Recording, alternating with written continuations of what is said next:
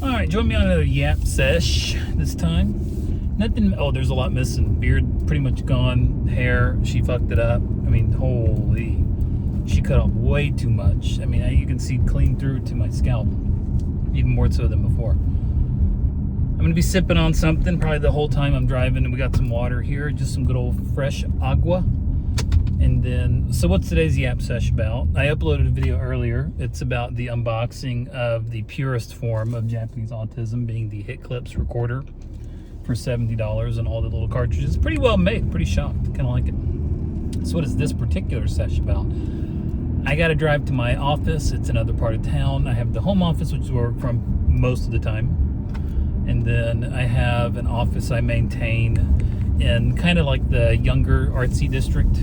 It's in the middle of, like, not in the middle of nowhere, but you can't find it. No one knows where it's at. I have to go to the street and meet people and drag them back there because it's so hidden, which is good. I actually like it. Nice and private. When I actually go there to work, it's great. They hadn't really done that much with the baby. Hopefully can do that before too long. But I want to talk a little bit about kind of how to describe it.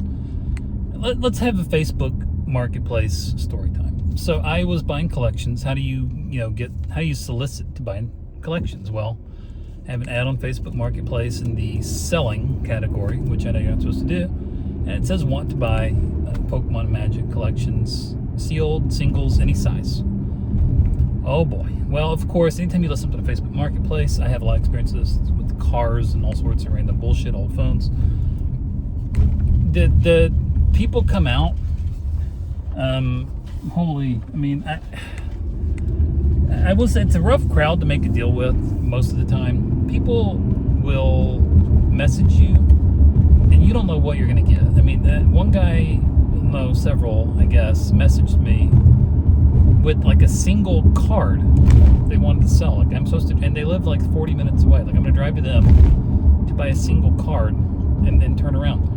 I told them that's not really what singles means. Maybe I should have been clearer, but the word collection is a little bit bigger and more emphasized in the ad, so I thought that would be more prominent. I mean, it should be more prominent in people's heads when they read collection. It means more than one single card worth like $6. So yeah, it's bizarre.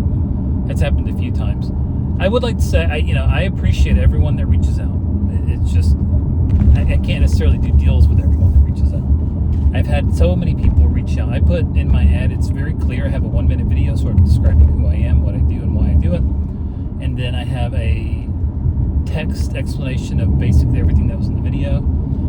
It says, look, I buy I buy cards to resell. I cannot offer you full market. Can't even offer you close to full market. That's not what this is about. I have to be at a percentage where I make a profit after the effort, shipping, tracking, possibly. Anything over $50 you have to have tracking, which we discussed. It's like $8 to $9 minimum to get the card out. On top of your actual materials, bubble mailers and stuff like that's not free either. So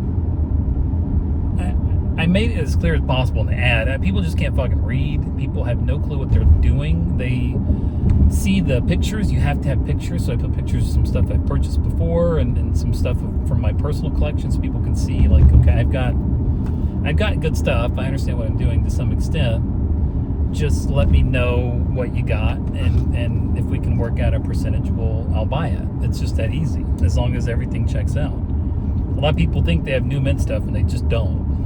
It's in horrible condition sometimes when they're like, oh man, it's near mint. Every edge around the back is white, like totally white. Like, this is not near mint. It's been slid around so fucking much that the front may look okay, but the white has two different borders. The back has two different borders. You got a blue border and you got a white border. And that's like, that's not near mint. And then you'll have people, but the front is near mint. I'm like, dude, if I list this as near mint or even light play, I'm gonna get my ass tore up with returns. So no, it's not near mint. So then sometimes you can make a deal with people that are more into the collecting, like modern true collectors are harder to make a deal with in the fact they want 90% for their shit, which I literally told them from the get-go. Before you reached out to me, I told you I can't do 90 because you want 90 from me, I'm going to lose about 15% on the whole deal. So that's not really going to work now, is it? Well, but you can hold on to them, they'll go up. It's not really what I'm here to do. I was very clear about that. I may hold on to a card or two. I'm probably not going to grade anything. And like I said, I hold on to cheap shit that I like, that I think looks good in the binder. That if I ever want to vend, I just have a binder of, here's some stuff you can get, and we can make it work. We can make it work. Great. If not, whatever. Move on to the next guy that has way too much shit.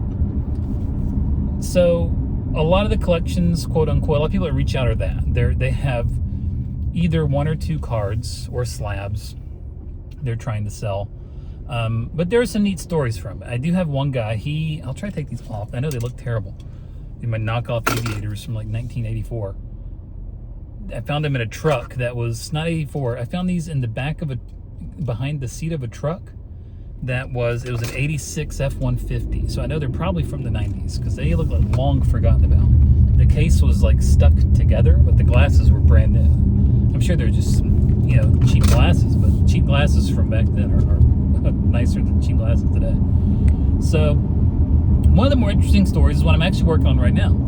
He's a guy that he has a bunch of older bulk, like I'm talking rows and rows and rows of like WotC, Diamond and Pearl, and then some modern, but it's pretty much all from the WotC or Diamond and Pearl. I'm working with him to try to get everything together and come up with some pricing. No one's going to want to do all that work. I don't even want to do it if I buy the shit. To scan it all in and condition everything is awful. I'm just going to set my scanner to light or moderate play, do some very basic sorting, and then let it rip. And nothing's probably going to be near mint unless it's already kind of a nicer card that has a near mint premium. Great. I may take some time out to do that. But you're talking about a random potion from Ruby and Sapphire. I hate to tell you, not really worth a whole lot. It's true bulk. It is true bulk. Millions and millions of them laying around out there.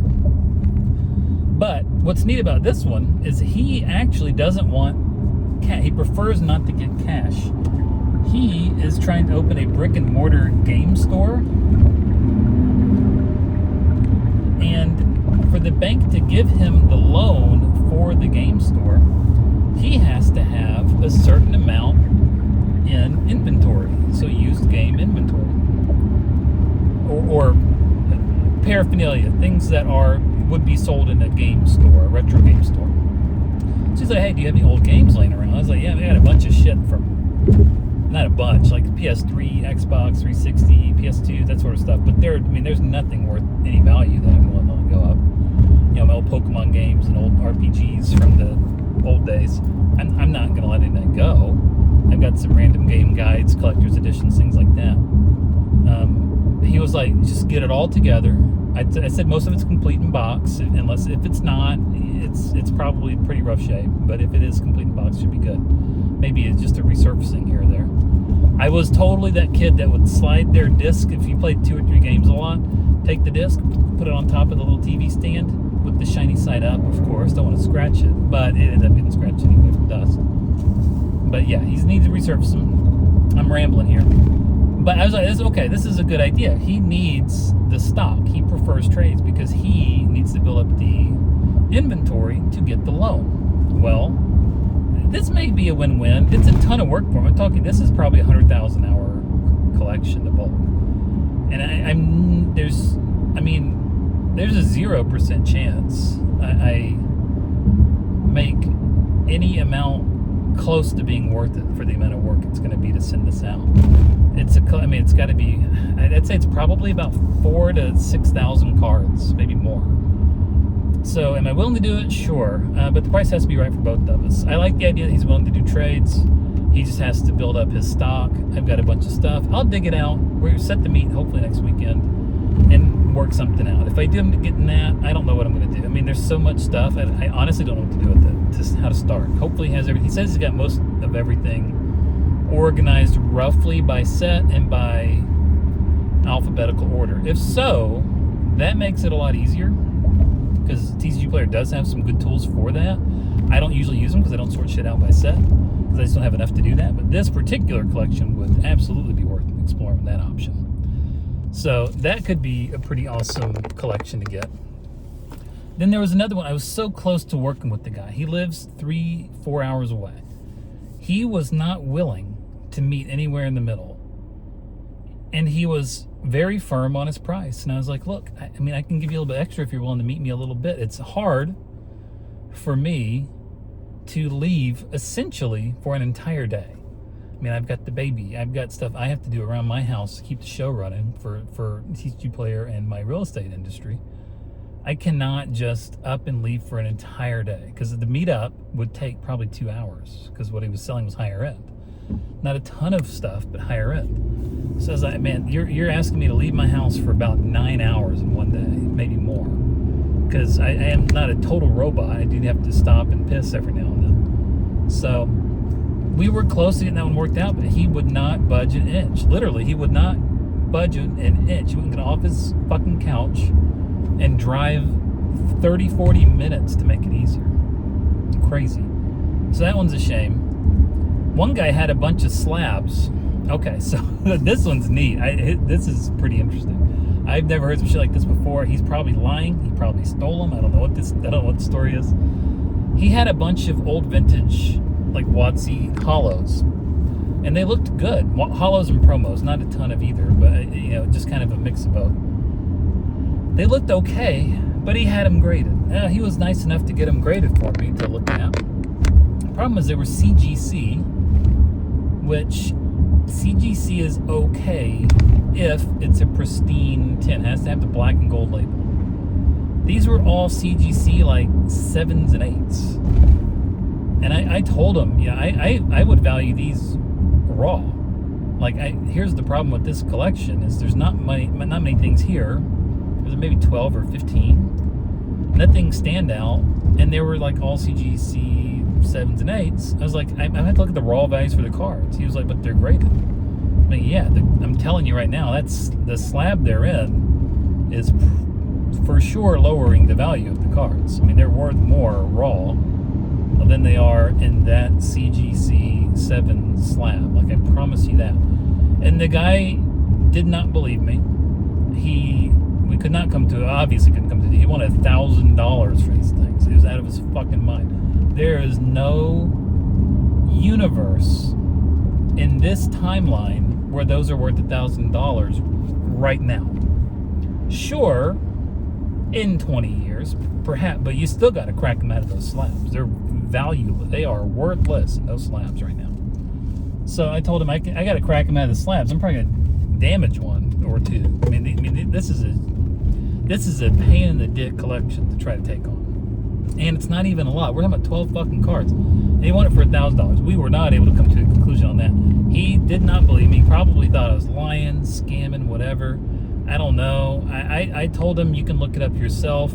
Price charting usually has some good numbers on this. You probably won't even find sales for the CGC 7s and 8s. And he's like, well, they're low pop. I'm like, yeah, no shit. Because they're low pop because they're trash. They're good cards inside. The CGC 7 or 8 is still a good looking card to the naked eye. It's the number above it that's, messing the whole thing up for you. It's mucking it up. So we weren't able to come to a conclusion on that one either, other than good luck, guy, Now, I was interested. He posted other stuff. So why do people do this? If you've had this happen to you before, riddle me this shit. He posted a binder full. When I say full, I'm talking like total hundreds of these cards, but each one maybe 15 to 20 WotC promos. Like, I'm talking, the guy was not a WotC promo collector. He was a WotC promo hoarder. The birthday Pikachu, the original birthday Pikachu, the guy had like 35 of them. I was like, this is a collection, my man. How much do you want? Let's settle on a percentage right now at all light play, because they weren't, I'm sorry, it wasn't in a binder. They were just kind of stacked on top of each other. I was like, all light play. Here's the value. Let's do it. The guy says, I shit you not, oh, those are sold already. I was like, oh, okay. Was you just showing them off, even though you already sold them for probably way too little, I had to guess. He was like, yeah, pretty much. Okay, gee, thanks.